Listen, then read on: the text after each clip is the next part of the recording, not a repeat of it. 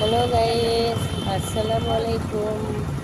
মই মানে আজি মুছলিম হয়, তথাপিও মই সৰস্বতী পূজাৰ কাৰণে মূৰ্তি আনি থৈছে সৰস্বতী মা। আৰু এইফালে ফুলৰ মালা আছে, ফটো আছে, এলবাম আৰু ফল মূল আৰু ফল মূল আৰু ইয়াতে বিক্ৰী কৰি আছে আমাৰ ডিব্ৰুগড়।